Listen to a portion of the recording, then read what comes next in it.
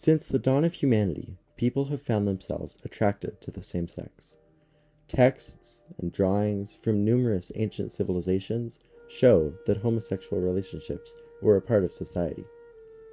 Homophobia also seems to have been invented long ago, stretching back millennia. By no means does this video aim to track when and where anti-gay sentiments first sprang up, or how they gained such traction. Simply, it will follow arguments against gays in two different time periods in American society, the 1960s and the present day. The 1960s was chosen as it was the first decade when gay rights started to emerge into public consciousness.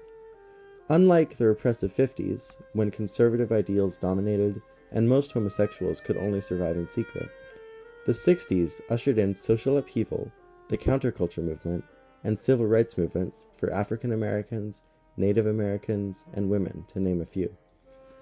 The conventions taken for granted in prior days were now being challenged, and people started to wonder whether their prejudice towards gay people was warranted. Remember, this was a time when the American Psychiatric Association classified homosexuality as a mental disorder, and you could lose your job, be blackballed, be arrested, or even be deported after being outed. In 1952, 119 gays were fired from the State Department. One newspaper at the time reported the following: "The department, which has about 30,000 employees, said homosexuals are dismissed because they are a poor security risk due to possibilities of blackmail." Near the close of the decade, in June 1969, a watershed moment occurred for the gay community, the Stonewall Riots. A few nights of conflict at a gay bar garnered national headlines and was the spark necessary to set off an abundance of aggressive and effective activism throughout the next decades. In this video, the examples will often pertain to gay men. The reasons for this are twofold. For one, gay men were simply seen as more of a threat by society and were more prevalent in the discourse. In Britain, there were decades when being gay was illegal, but being lesbian was not. And this imbalance exists today in countries such as Singapore. These global trends were also present in the United States, though not legislated. Additionally, the gay and lesbian movements were practically separate at the time. Gay women activists were part of what was called the lesbian feminist movement, which, as historian Lillian Faderman says, sometimes acted side by side with the gay movement, and sometimes in opposition to it. She goes on to say, gay men were as suspect to them as heterosexual men. This video will be broken up into 6 sections, one for each category of anti-gay argument I found. This does not purport to be a comprehensive accounting of every single detractor of homosexuality. Rather, I've done my best to notice patterns in the rhetoric and sort the arguments into a few broad categories. In each section, I will provide examples of these arguments, explain when they were more common, and offer my theory on why that may be. I have tried to seek genuine arguments and not simply homophobic attitudes. Although they are plentiful, they tend to give little insight into people's reasoning. I have also tried to limit my search to semi-mainstream sources, in particular for the 1960s arguments when homophobia was mainstream. I've done this because semi-mainstream sources tend to be more reflective of the ethos at the time.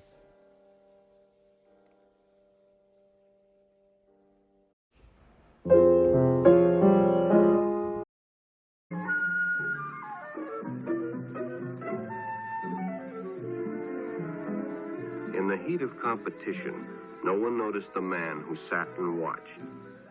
And when the game broke up and the others left, Mike decided to stay and practice a little longer.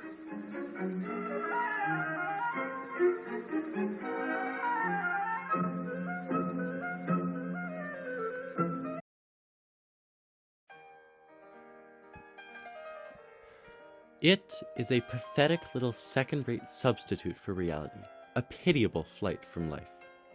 As such, it deserves fairness, compassion, understanding, and when possible, treatment. But it deserves no pretense that it is anything but a pernicious sickness.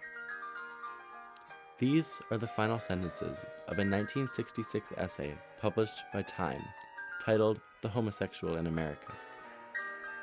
In that same essay, writer Somerset Maugham is quoted as saying, "He, the homosexual, has small power of invention, but a wonderful gift for delightful embroidery.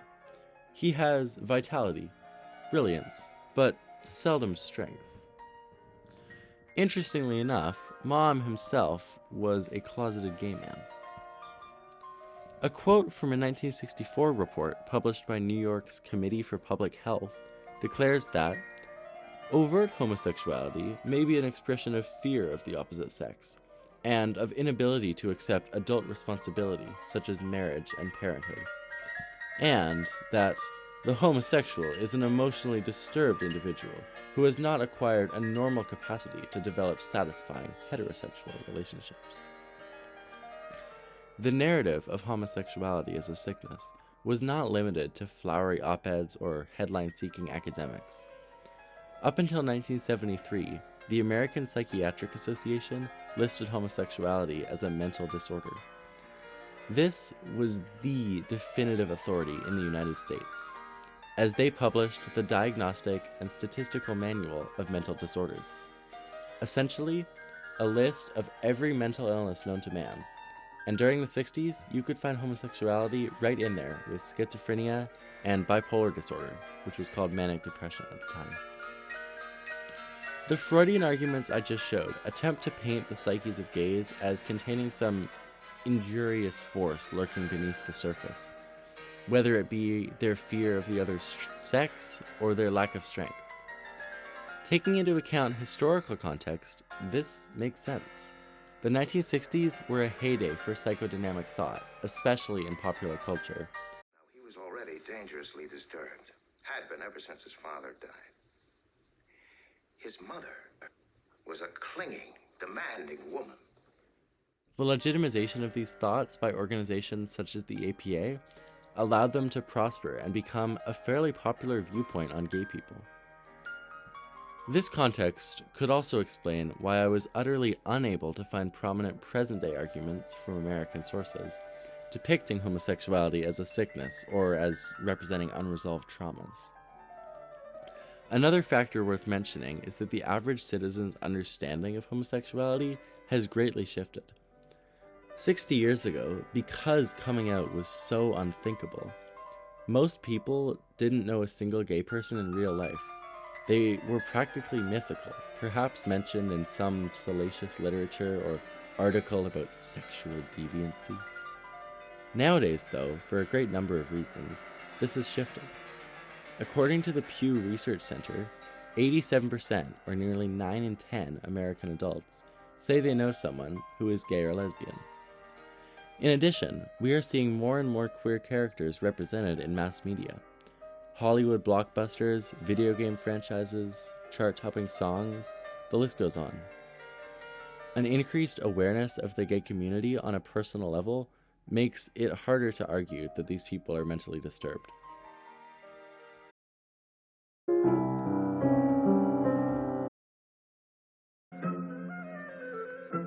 The stranger joined him. He was friendly, and, well, it was better than playing alone. But after a few shots, Mike realized he had already overstayed his time and suggested he better leave. Although most arguments against gay people speak in individual terms, portraying homosexuals as lacking in moral fiber or willpower, some think bigger. In 1967, a massive 15-page article was published in the New York Times on civil rights and the homosexual. The article itself is a mixed bag, but it did try to take a serious look at the problems gay people faced, if always from a distanced view. The author seemed to operate with the implicit knowledge that in an ideal society there would be no homosexuality, and ultimately concluded that though this group of sinners should not exist, we should nevertheless try to improve conditions for them. A few weeks later, as is common for an article this substantial and controversial, the Times published various letters to the editor discussing gay rights. These letters represent a range of viewpoints that were considered acceptable enough at the time to publish. Perhaps not mainstream, but certainly not unconscionable. Unsurprisingly, these letters fell into two broad categories: anti-gay and pro-gay. Frankly, the fact that such a balance of opinions was published was progressive for the time, and it gave the impression that both sides had somewhat equal legitimacy. However, a stark reminder of who was really in power came when I read the names of the letter writers. In the anti-gay column, we had Saul Kravitz, Rigmore Clark. In the pro-gay column, name withheld. Stephen Donaldson.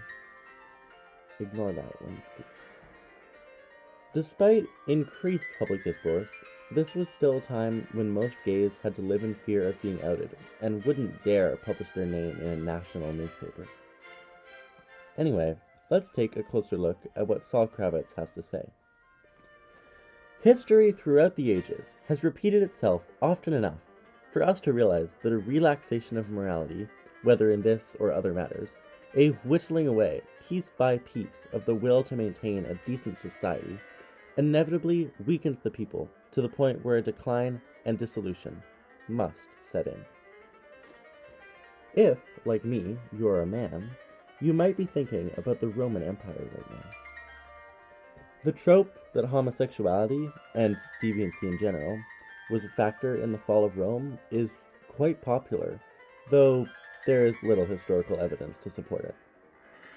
Another passage declares the following: "The biblical injunction, thou," meaning man, "shalt not lie with mankind as with womankind. It is abomination," has the force and logic not only of morality as we know it, but of national existence. If you've been paying attention, you might notice that this argument appeals to another sensibility.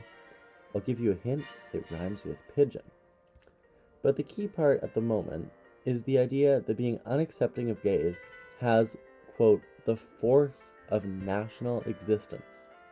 Essentially, that America as a country is and must continue to be fundamentally intolerant of alternate lifestyles, and that if she deigns to give them rights, society as we know it will crumble. Framing homosexuality in this way seems less popular nowadays. I was unable to find any serious arguments from the past decade claiming anything similar to the passages just shown. I believe that the reason for this is simple. The relaxation of morality has happened already. Although not entirely gone, especially in certain states, legal discrimination against gay people has waned, and much the same can be said for social discrimination. Of course, individual circumstances vary, but it's hard to deny we have made great strides over the past 60 years. If decriminalizing homosexuality would lead to the degradation of society, it would have occurred by now.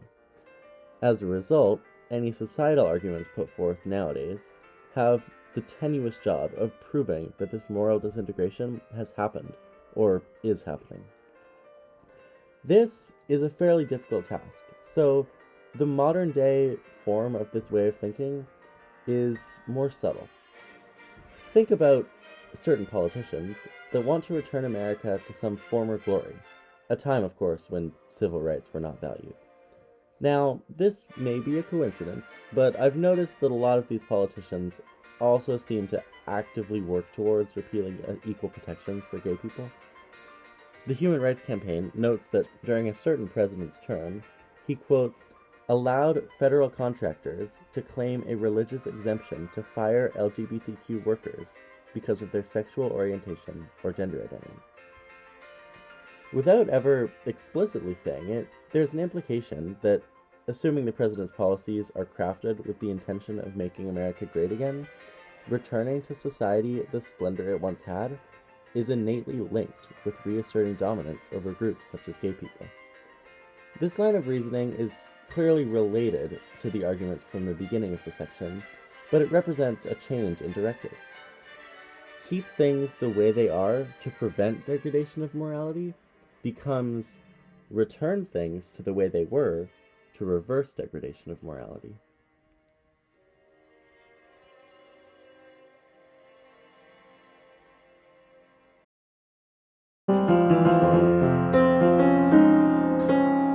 The stranger told him if he'd like to stay longer, he'd be glad to drive him home when they finished. Sounded great to Mike. Chance to play longer and get a ride home, too.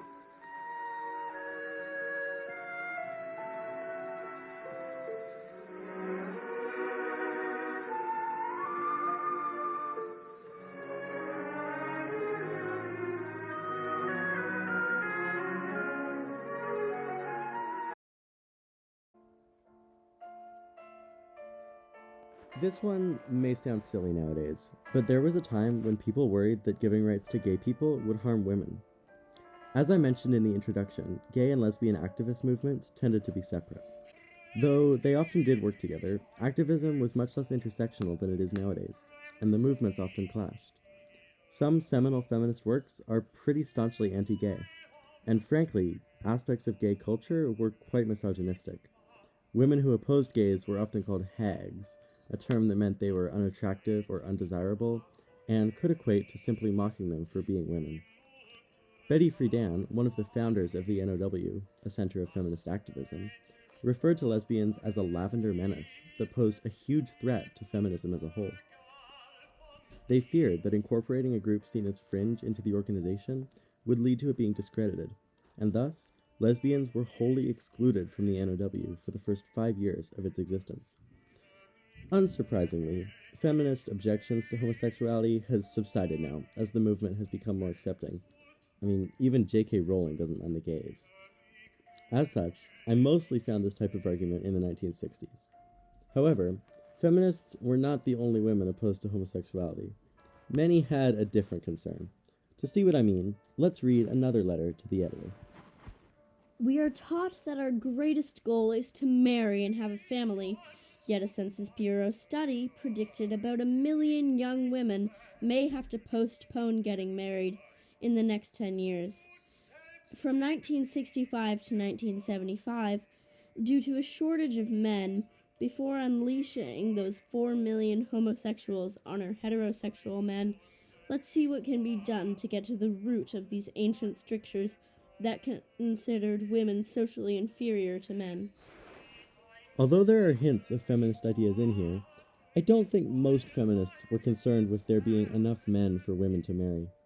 This represents a different argument, one that probably seems preposterous today. But believe it or not, people genuinely were concerned that not enough men would be left over, because men are the only people that can be gay, right? It probably goes without saying that I have not been able to find any arguments resembling this from the past decade.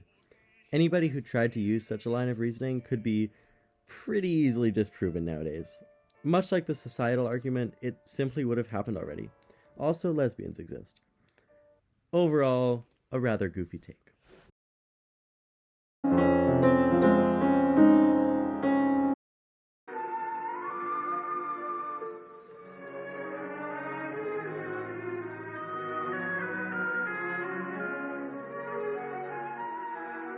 When they finished, the stranger told him he'd make a fine player someday if he got lots of practice.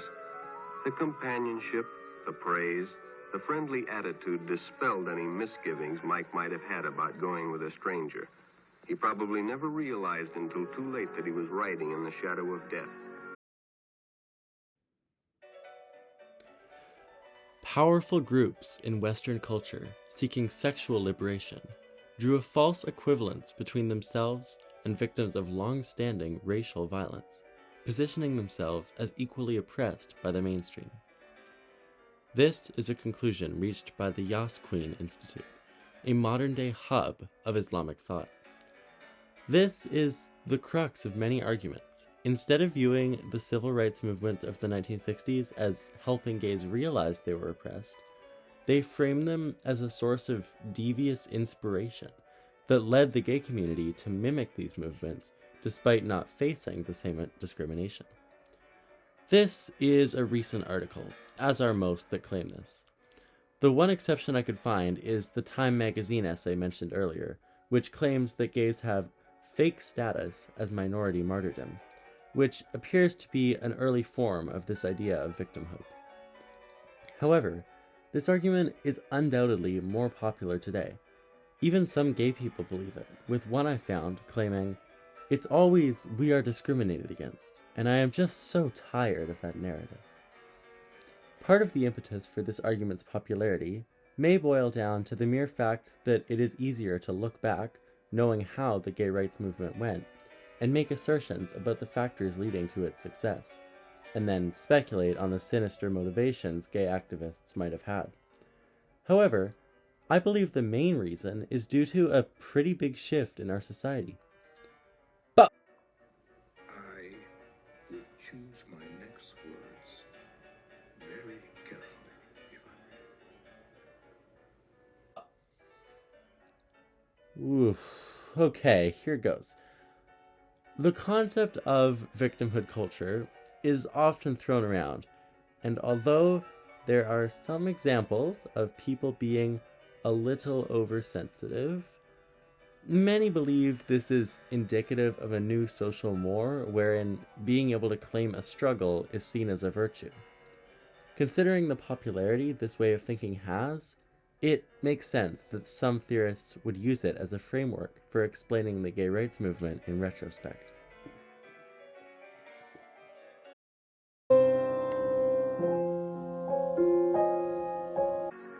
But sometime that evening, Mike Merrick traded his life for a newspaper headline.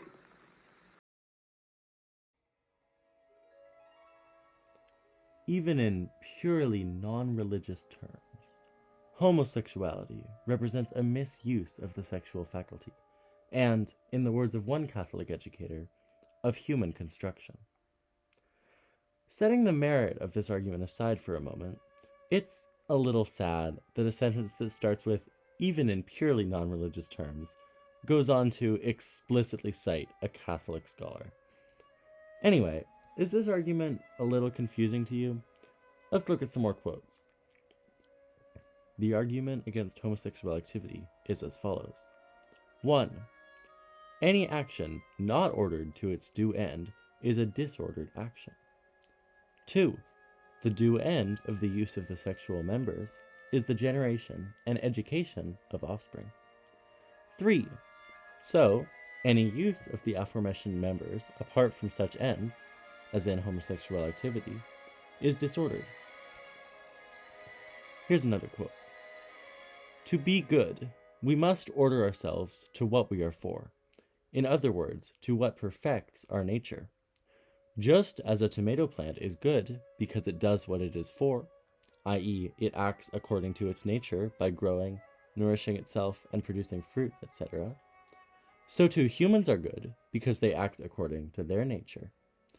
Just as a tomato plant that does not produce good fruit is a bad tomato plant, and so does not act in accordance with its natural ends, so too humans become bad by not acting according to their natural ends, such as reason. When Aquinas called homosexual activity a sin against nature, he did not mean nature in the sense of Mother Nature, what usually occurs, or what is not made by man. On the contrary, he meant that such acts are against the natural end of the use of the generative power. The human sex drive was made to procreate within a stable relationship in order to progenerate and have future generations of people. Misuse of that sex drive in any way, whether you're talking about from masturbation to homosexual activity, is therefore a diminishment of the use of that drive. That's the natural law case against homosexual activity. Alright, that's probably enough. The essence of this idea is that certain human body parts were created for certain purposes, and it wouldn't be right to use them for something else. To me, this has the implication that whoever, or whatever, created man had a certain vision, and to pervert that vision would be disrespectful. It places a sense of divinity on this designer, or evolution, or whatever. You may logically reason that such an argument actually necessitates a higher power, but hey, don't think about that. Remember, it's not a religious position. Not at all. Anyway, this seems to be a pretty timeless argument. I found it commonly cited in the 1960s, as well as now, and one of the quotes actually cites Thomas Aquinas, who wasn't even alive in the 60s. I believe that the natural law argument is so timeless because it really doesn't depend on the culture.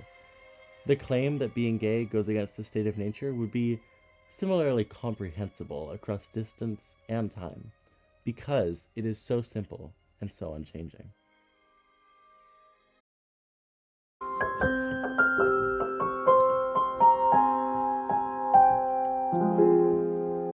No matter where you meet a stranger, be careful if they are too friendly, if they try to win your confidence too quickly, and if they become overly personal. One never knows when the homosexual is about. He may appear normal, and it may be too late when you discover he is mentally ill. So keep with your group, and don't go off alone with strangers unless you have the permission of your parent or teacher.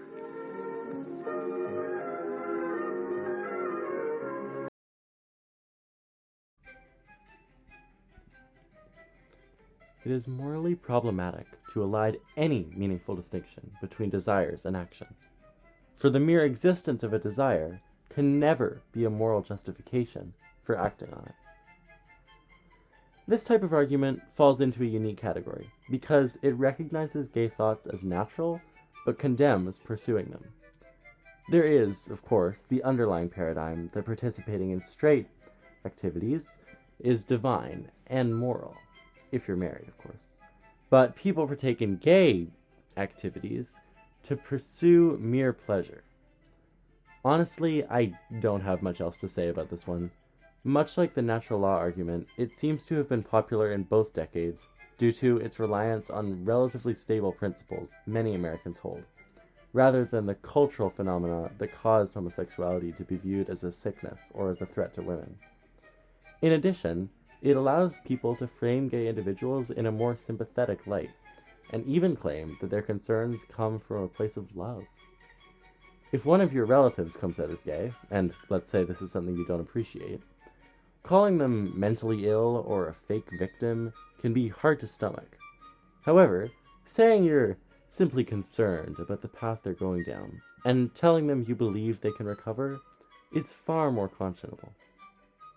As I mentioned at the beginning of the video, most Americans now know at least one gay person, and if they're looking for a reason to be unsupportive, calling it a vice is a convenient one.